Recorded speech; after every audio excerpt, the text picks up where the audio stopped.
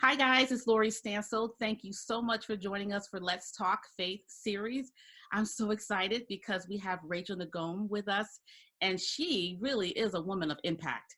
And she's taken time out of her schedule to share with us, and I'm delighted about it. And I know that what she shares and imparts to you will bless you tremendously, not just now, but in the new year to come. So, Rachel, thank you for joining us. Thank you so much for having me. So, why don't you tell our viewers a little bit about Rachel? Yeah. Where should I start? So I grew up in the Chicagoland area. Became a Christian when I was 20. God told me to move to Africa. I didn't know anyone on the continent, but figured it out and went. Ended up meeting my husband, brought him back to America with me. Started a business when we were broke on food stamps, had negative $400 in our checking account, scaled that to six figures. We moved to France, had a kid, started another business, and now we're in Orlando, Florida. That's the That, short version. oh my, yeah, that's a short version, but it's jam. Let me ask you this question. How has your walk with Christ changed your perspective? Because you said you became a believer at 20. Yep. So you were an adult primarily when you became a believer. So how did it change your perspective on life at that point? Just understanding that everything was guided and that it really, like, my life wasn't all about me. It was about how I could serve other people and listening to God's voice and just kind of following that calling of, like, Rachel, you have a plan, but it might not work out. Like, God has a bigger plan for you. Because I had a plan of playing volleyball in college, and I was at the University of Illinois, and I got a full ride scholarship and just continue that volleyball career. I wanted to play overseas and do all this cool stuff and got injured. And it was a career ending injury. And that was one of the hardest times of my life because I played volleyball for 10 years and that was like my identity. That's what I was known as, an athlete, And when I hit that injury, it was like the coaches ignored me, and it was at that, like, around that same time I became a Christian, and God told me go to Africa, and I was still on scholarship on the volleyball team, and I Wow. was like, I can't take off more than like a week at a time to go to Africa. I don't know anyone on the continent. And that's when I was able to get medically released from the team. My grandfather actually passed away, and so I was taking a course called International Health Policy. My professor was a little crazy, and I was like, she was just really intimidating. I never would have approached her in a million years because I was kind of that shy, timid student. And when my grandfather passed away, I had to go and meet her to make up that exam. Okay. And she asked me, what the heck do you want to do with your life with a sociology major? And I told her I want to go to Africa and join the Peace Corps. And she just like switched, and she was like, I can help you. And she got me this internship in Kenya for 6 months that completely transformed my life. And talk about like just having faith and going for it. Oh my So far out of my comfort zone, out of the Chicago suburb bubble that I grew up in, and came back then, decided, hey, let's go to Senegal, and where I met my husband. And just knowing that every like hard time, every struggle that I've been in has really set me up for something greater. wow. So what was it like receiving that word from God? We had this thing every year, all campus worship, and the guy who was speaking about Africa, and whatever he said just touched my soul. And I remember we were singing it, "Sweetly Broken" by Jeremy Riddle, after his speech, and I just started bawling. And it was like I just had this feeling of like, you got to go, and I couldn't even explain it, but it was just like, make it happen. Did your friends and your family think you were going a little cuckoo because Oh, totally. volleyball and then Africa? It was like I switched Relate. my entire at like everything. I was planning on getting my degree in dietetics, and like I was studying nutrition, and I just made this switch to sociology, political science with a focus on like international politics and Yeah. international development in Africa, and wanting to go to Africa. And my mom was like, you can't go, Yeah, and I'm sure now at the time, were your family, did they go to church? Were they believers or were you the only one at the time? So I grew up in a church. It was St. Matthew's, like a Lutheran church, and I was bored out of my mind. And I would kind of just like read books or try to skip. And my parents, like, they went, but it was kind of like going through the motions. Like, it was kind of like Catholic light. Mhm. Um, and it wasn't until I got to college that I was introduced to Campus Crusade for Christ and Fellowship of Christian Athletes. Yeah. And just being in like the worship presence and having, I had a mentor in Fellowship of Christian Athletes who really poured into me and taught me how to read the Bible, and that was transformative. And so I actually started going to like Christian concerts and Mercy Me, and then I invited my parents to come with. And Uh-huh. now my dad is, I call him a Mercy Me stalker. He's seen them probably like 20 times. They know who he is. Like, they travel all over the country and the world to go to like to these Christian artists now, and they're Oh, like all into it. that's Yeah. We awesome. all got baptized in Israel this past February. So I was already baptized when I was 20, but my parents and my son did it too. So that's Oh cool. my goodness, that's amazing. So now, so by the time you go to Africa, you're already walking with the Lord. Yeah. So you go to Kenya, and then you come back and you go to Senegal. Yep. And that's where you meet your husband. Yeah, and it was so funny because I had this choice of going to Senegal or Cameroon. Okay. And it was like, which one should I choose? And for whatever reason, it was just like I got pushed towards Senegal, and that's where I met my husband. Wow, that's amazing. It sounds like something, if you know, telling the story, it sounds surreal. Like you really did that. But it's amazing that God will take you places that you never thought you would go. Because I know for me, when I was a kid, I had no desire to get married. Yeah. None at all. And everyone in my life at that time was like, "You're strange. Like, you don't want a husband?" I'm like, "No, at least not until I'm 40." Like in Yeah. my mind, I was like, maybe 45, I'll settle down. But God had a different plan for me. And it's amazing how when you trust him, your life turns out way better than you would have if you had planned it yourself.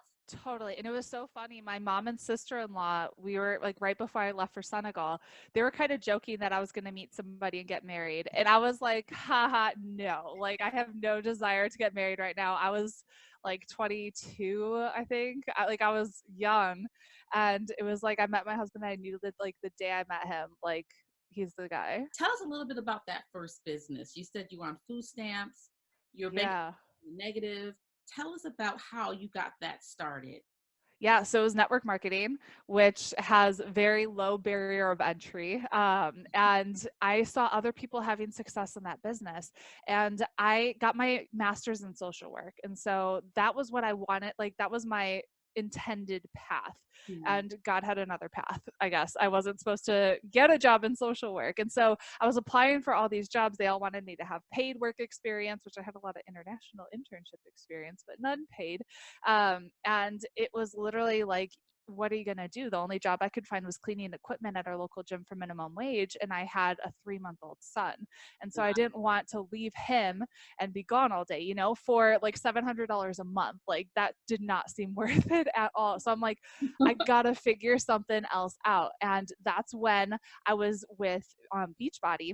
Okay. And I just saw other people having success. And I was like, they're not any different than me, like I just kind of decided if they can do this, I can do this too. So totally led by God to join this training program that was not in our budget. Like, we were so broke, and it was $450 a month for 6 months. And Okay. I just had that like gut feeling that I have to do this program. So I went to my husband, I had like tears, and I'm like, I feel like I'm supposed to do this. And he said, go for it. And it was that program that really taught me how to build a business online.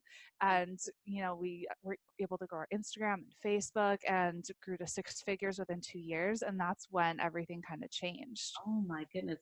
Share with our viewers three things that you feel like helped you to create that pathway. Obviously, your faith in the Lord, but share three practical things that help you to create that pathway for success. Because you mentioned you learned how to build a business online through network marketing. So could you share three things? Okay, start with one. Find someone who knows what you like, a mentor, someone who's done what you want to do, Yeah. and figure out how you can learn from them. Or, you know, like I couldn't invest in private coaching with her at the time. Like that would have been crazy, but that program was what I could do. And so find someone who's done something that you want to do and learn from them. That's huge, because if you try to figure it out on your own, it's going to take you years and you're just going to have a huge headache and try to put together the pieces. Someone else has done what you want to do and there's a system that you can follow. What else?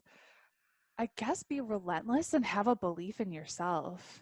And Mhm. so I just knew that there was something greater for me and I wasn't meant to struggle. And so I yeah, I just had that like unwavering belief that I'm going to figure this out. And I wasn't afraid to fail either. And so I did stuff that probably I looked stupid, especially in network marketing, you know, like I had no clue what I was doing, but I gave myself that permission to be a beginner and to fail a lot and to just figure it out. And I was so relentless of I'm going to figure this out. Like there's got to be a way, and someone has done it. I'm going to do it too. What about number 3? Oh gosh. That was kind of like 5 things in one for number 2. Yeah, really. Um, Question. Okay, so we'll count that as the third one. Let's talk about mistakes, because I think so many people feel like they have to be perfect. They have to know everything right out the jump, and they're so overly critical of themselves. And so, because their expectations are unrealistic, they don't even plan or factor in for mistakes. So, let's talk about what the mistakes have taught you. I've probably made like millions of them, but in my mind, I don't see them as mistakes. I see them as learning experiences. And so, one of the things I always teach my students is to take messy action. So, you're going to probably go live on Facebook and stumble across your words. You know, you're going to do something and it's going to be awful. Yeah. And you have to just give yourself that permission to be a beginner and learn as you go. Like it's like jumping out of an airplane and letting the parachute catch you on the way down. That's kind of what entrepreneurship is. If you wait for everything to be perfect, you're never going to get anything done. So fail fast, make a lot of mistakes, and just take that messy action, and that's how you're going to grow in your business that much faster. I love that term, messy action. I've never heard that before. I That's love what I say all the time. I love the image that I'm getting, because it's letting people know, listen, it may not look cute. It No. really ugly at first, but if you're failing forward, then and you come out on top at the end, that's really what you want. I think people struggle. I know for me, I struggled with the journey, not realizing the journey was just as important as the destination. Yeah. So I remember when I first got married, my husband and I used to get into arguments over just stupid stuff. Like he didn't wash the dishes right after dinner. And I would get so upset about that. And I was talking to my mom and she was like, does he wash the dishes? Leave him alone. She was like, he's washing the. So it was like I was not thinking the way I should have been thinking about it. Instead of Totally. focusing on the end result, I was focusing on the process. I wanted it my way, not realizing, okay, what's more important? Is it more important to have it your way, or is it more important to have it done, period? And so I like Totally. the concept of messy action because it shifts your perspective. You're thinking more about what is my result? What do I want? And all the other stuff we can work, it's aesthetics. We can work through it. But what do I really want? I think it's more of a distraction. So like when I started this business a little more than 2 years ago, I created my own blog from scratch, and I could have been stuck on that blog for like a year trying to make it perfect and like just look so pretty. And I was just, no, I took about a week and a half, and I said, that's good enough. Let's move on, because you got people you can help. You got to launch this course, and there's so many other things that you have to do. A lot of people will just stay in that, like, it's almost like just procrastination, because maybe it's a fear of putting themselves out there, but you just got to do it. Just publish the blog post, even if there's spelling errors in it. I'm sure all of my blog posts probably have some kind of grammar error. I don't care. It's adding value and it's helping people, And like. and that was something that set me free because I was such a perfectionist. And I remember thinking, Lori, you've got to stop this. So I would give myself time periods. Okay, you have a week to do this. Yeah. And when the week is over, you're going to release it, whether it's perfect or not. And if there's a mistake, you go back in and correct it. But you've got to I had to give myself that time period, because I could be working on something for a year. Oh, totally. And like you said, it really is, when you examine the root of it, it's fear, procrastination based in fear, Yep. because you're over analyzing the what ifs, and the what ifs may never happen. Totally. They may never happen. Yep. So let me ask you this. So we talked about mistakes, but let's talk about thinking outside the box, because one thing I notice about you, which I love because I follow you, is you think outside the box, and you do it. It's normal for you to think outside the box. Were you always like that? And if not, how did you get there? It's so funny. I don't even see myself as a person that does that. Cause yeah, I saw that was one of the questions you're gonna be asking me. And I was like, that's a good question. I don't know. Um, I guess I'm just, because I don't have that fear anymore. Like when I first started in my first business, it was, I have to do what the successful people are doing if I want to have success. And when I kind of let go of that and just gave myself permission to be myself, Yeah. that's when things really took off. And so in my business, I give myself that permission to be 100% me. And that means I'm not a perfect human. Like if you see me on Facebook Lives, a lot of times I don't wear makeup, or, like my kid might show up. I was doing a podcast interview. Oh my goodness. My kid walks in naked. He just got out of the shower and I was like, ah, but it's real life. Yeah. And people crave that authenticity. And Your audience understands that. The people that you're totally. talking to, they understand that. And they probably think, oh, Lord. And if they're like me, they can relate. Yeah, for sure. And so I think don't put parameters on your content and think this person did it this way, so I have to do it exactly the same. Just literally be yourself and you'll start attracting the right people to you. And when, like, literally, the students that I work with, my clients, they are so amazing. We have clients that are going to Haiti and adopting babies, and like they're my tribe. So we do our retreats and we're all like, wearing yoga pants, and that's who I am. I'm not this like perfectly polished person on social media. And when you meet me in real life, it's exactly the same person. Now, let me ask you this question. In business, people hit plateaus and they Yeah. don't know how to break through them. What would be your strategy for breaking through a plateau in business? Just shifting gears a bit. You need a mentor. Mm, That's, so my network marketing company, it was great. And God had another plan. The company restructured, my income was cut in half. And that was when it was like, hold on, what am I going to do now? So I hired a business coach and completely started this business over from scratch. She's making an impact August of 2017. And I had to completely reinvent myself. So I was in the fitness space before. I had 70,000 followers on social media in that space, and had to completely start over with this because none of my fitness people cared about building a business online. And so it literally was starting from scratch. But I had a coach, I had a mentor of someone that was guiding me through that entire process. And so it helped me tremendously. I think one of the best things you can do is have a mentor, especially in business, because you don't know what you don't know, and you'll be able to go like 10 times faster, 100 times faster. You don't know what you don't know. That's good. So never did you ever think, maybe I should go out and get a job. That never occurred to you. Never. Wow. I am not built for that.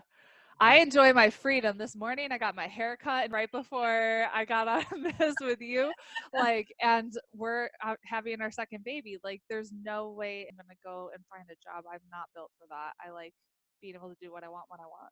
Do you think that going to Africa prepared you for being able to think like that? Because you never started out your adult life in that kind of traditional mode, like my generation and my generation before. So you started off unconventional in the sense. So do you think that that prepared you for being able to switch gears and start a new business from scratch? I think it definitely helped me become more flexible and just kind of take things as they come. Because, I mean, when you're in Africa, like, you just never know what's going to happen. Like, you're on your way somewhere and then people stop you, or traffic, you're caught for hours, or you run out of electricity, or like just all this stuff happens. And I think that helped me a lot with my confidence, Okay. for sure, and just my ability to think on my feet and make stuff happen. Yeah, I would think so. Sometimes God will take us places. Obviously, he's in the present, but he's also in the future too. So sometimes he'll take us places to prepare us mentally and emotionally for what he wants us to do next. So that it's like, okay, Totally. I could do that. If I could do this, then I know I can do that because I did that fine. Oh my goodness. So Yeah. before I lived in Kenya, I was this like shy, self-conscious girl. I really was. Wow. And when I was in Kenya, I was one of 6 white people in a town of like 100,000 Kenyans. And so me leaving the hospital compound, I just had a million eyes on me and people coming up to me. I thought people were like staring at me before in America. Here, like they really are. Staring at you. Oh my goodness. And that just helped me grow so much. I really became kind of fearless and knowing that I could do anything. Yeah. And it also gives you perspective too, because being in that environment, it kind of helps you understand what other people endure as minorities, Yeah. as being the only one of your color, of your race in a room, and Yeah. having to navigate that and how the anxiety that person would feel. You've gone through that. And so you have a level of empathy that others, an awareness that others may not have.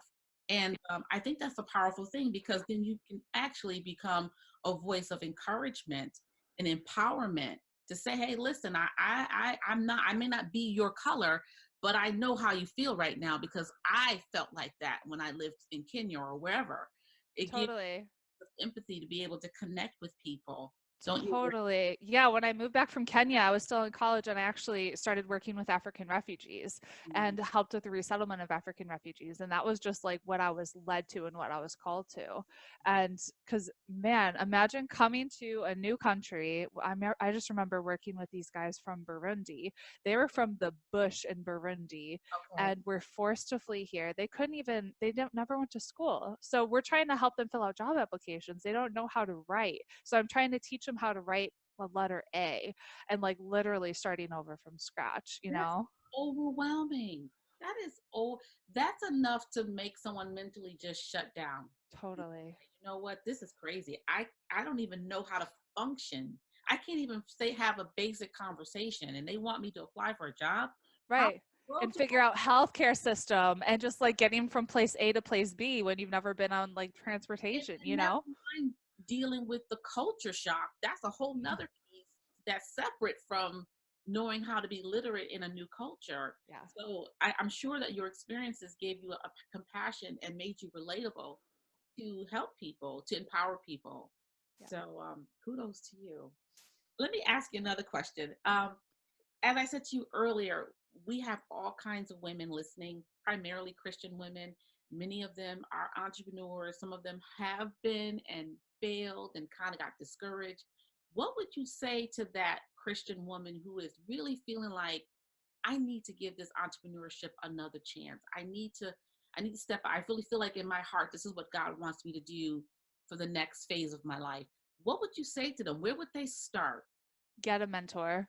Mm, Find a coach and someone that can actually show you what they're supposed to do. yeah. Because otherwise it's so overwhelming. There's a million different platforms that you could use for email marketing. It's just there's so much. So you need someone that's really going to be able to break things down for you. I didn't know what my niche was going to be for this business. I had a lot of different things that I could have taught. And Yeah. it was through working with that coach that she was able to help me see your secret sauce is Pinterest. Like we need to take this and run with it. Wow. Uh, yeah. So it's going to be a lot easier if you have a mentor that's able to pour into you and help you uncover those gifts, talents, and abilities. But some of the things you can think is what are things that really light you up, that you love talking about, that people come to you and already ask you for help. A Mm. lot of times we're so close to it and we don't realize that it's like a superpower that we do. And so by asking your friends and family, like, what are some things that you think I'm really talented and gifted in? What are some things that you think or that you come to ask me for help? And could that be a profitable niche? Like, does that already exist in the marketplace? That's really good, because it's funny you would say that, because remember I said earlier that you think you're always thinking out the box. It's normal for you, and you were like, really, I don't, but it's true.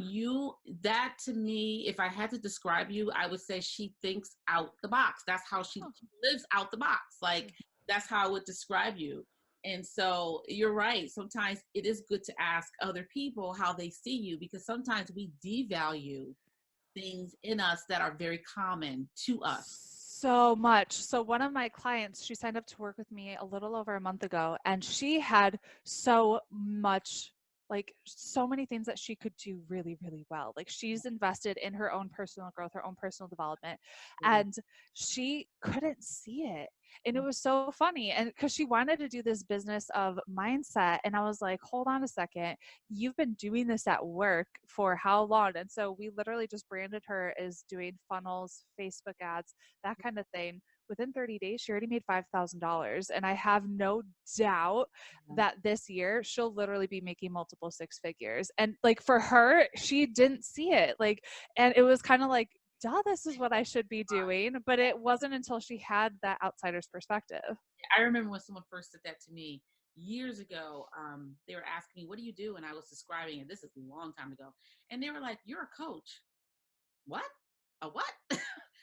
I'm a minister. I don't know anything about coaching. I can tell you where to get the Genesis. Let's talk about First Corinthians. What? And but they saw that in me, and they described back to me what they saw. And I had to take a step back and say, okay, Lord, that's what I'm projecting. Is that where you want me to go? And it sent me on a path of beginning that practice that I would have never ever thought to do had I not had that conversation with that woman. And I know that that was a divine conversation, because we've never spoken since. Yeah. It was only that one conversation. So before we end, I want you to share with the women how they can get in touch with you, how they can get connected to your programs, because I really feel like people listening are going to want to take the next step with you. So tell us how we can do that. Yeah, so we have the She's Making an Impact podcast. You can find us on iTunes or anywhere podcasts. You can just go to our blog, she'smakinganimpact.com. And then if you want to learn Pinterest strategies, you can just go to pinwithrachel.com and grab my free Pinterest cheat sheet. Now, do you have any up and coming coaching or trainings, offerings that are coming up, or is that next year? Activate, my group program, will be launching again January or February. And tell us about Activate. Yeah, so it's basically taking a group of women and taking them on the journey that I went to in this business of how I started, grew it, scaled it, and not be tied to my computer and trading time for money. And so we teach online courses, list building, lead generation, all of that they really need to create that six-figure business. Good. And how long is the Activate course? Is it a year-long commitment? It's a year-long program. Yep. And how often would you be meeting with the women? So we will be doing 3 group calls a month, and then we actually have trainers that will be doing private calls with the ladies twice a month. And then we have literally everything, all the systems and tools that I use, like my emails, my landing pages, everything. You get to clone that and just take it and run with it. That's awesome. That might be something someone may be interested in talking to you more about. Do you have a website, or what's the best way to reach you? Yeah, so it's just she'smakinganimpact.com. You can get on our wait list. You can reach out to us. All of that's right there. Thank you so much. Is there anything you want to add before we end? Just be brave. Yeah, be brave. Take messy action and go make it happen. Guys, take messy action. If God has spoken it to you and you feel a release in your spirit, stop waiting for people to give you permission. God has already given you the permission. He's spoken to you. He's confirmed his word. Take the action and watch what happens next. So thank you guys for joining me. Make sure you come back next month for Let's Talk Faith Walk. Bye.